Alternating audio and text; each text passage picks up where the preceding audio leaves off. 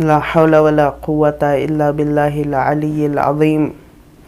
حسبنا الله ونعم الوكيل نعم المولى ونعم النصير وصلى الله على محمد وآله الطيبين الطاهرين ولعنة الله على أعدائهم أجمعين أما بعد فقد قال رسول الله صلى الله عليه وآله وسلم وبعلي اهتديتم ولكل قوم هاد۔ ناظرین گرامی، سامعین محترم، آج کا ہمارا عنوان ہے کیوں مولا کائنات نے خلفائے ثلاثہ کا تعاون فرمایا تھا،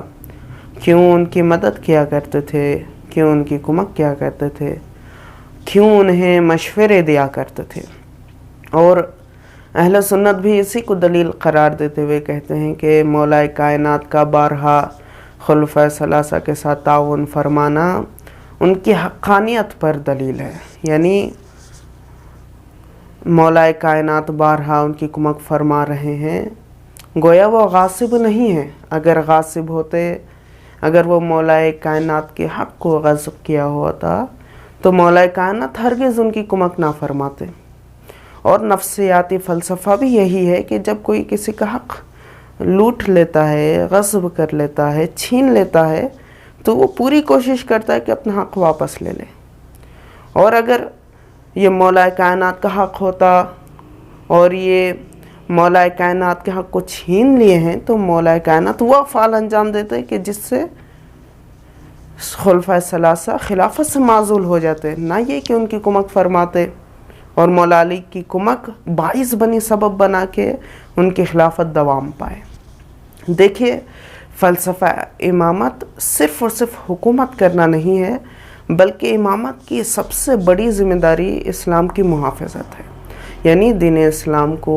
نابودی اور منحرف ہونے سے بچانا، بیرونی اور داخلی خطرات سے اسلام کو محفوظ رکھنا، اور ان تمام کی بنا پر امت مسلمہ کو متحد کرنا، اور اسی طرح مظلوم عوام کا دفاع کرنا اور ان کی دینی، شرعی، علمی، اقتصادی اور اعتقادی امور میں رہنمائی فرمانا، یہ تمام امامت کے وظائف و فرائض میں سے ہیں۔ اور مولا کائنات اپنے ان تمام وظائف و فرائض سے بخوبی واقف تھے، لہٰذا انہی اہداف کے تحت مولا کائنات نے خلفائے ثلاثہ کا تعاون فرمایا ہے۔ جیسا کہ کئی ایسے فیصلے تھے خلیفہ دوم کے، کئی ایسی قضاوتیں تھیں کہ جن میں مولا کائنات نے مداخلت فرما کر ان کی اصلاح فرمائی ہے، انہیں درست کیا ہے تاکہ معاشرے میں امن بپا رہے، معاشرہ فساد و فتنے سے دور ہو جائے اور مظلوم کا حق انہیں مل جائے اور کسی بے گناہ و بے جرم پر کوئی زیادتی نہ ہو۔ اور ایسا ہونا بھی چاہیے، کیونکہ مولا کائنات کی عدالت یہ کیسے برداشت کرے کہ علی موجود ہوں اور کسی پر ظلم ہو جائے۔ جیسا کہ روایت میں بھی ہے، قتل علی لشدت عدل، علی کو شہید اسی لیے کیا گیا ہے کہ ان کی شدت عدل کو دیکھتے ہوئے، یعنی مولا کائنات اتنا باریک بینی سے عدالت کی رعایت کیا کرتے تھے کہ اسی وجہ سے مولا کائنات کو شہید کیا گیا ہے۔ اور مولا کائنات کا یہ تعاون اتنا عظیم تھا اور مولا کائنات کے مشورے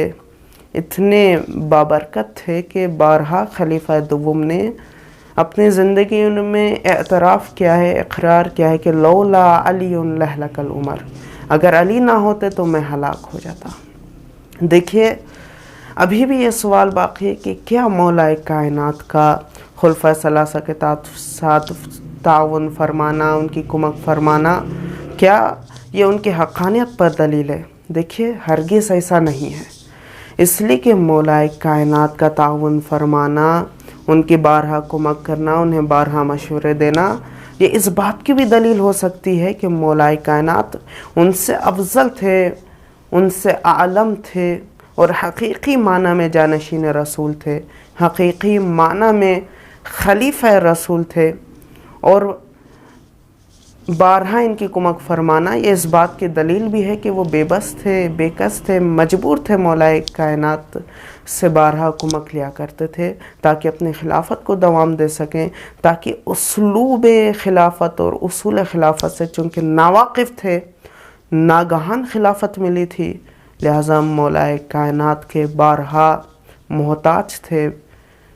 بارہا مولا کائنات کو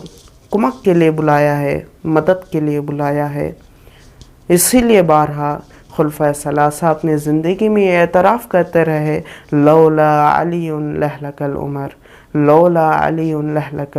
عثمان۔ یہ بارہا کہا ہے اور تاریخ میں درج بھی ہوا ہے۔ وآخر الدعوانا وان الحمد للہ رب العالمین۔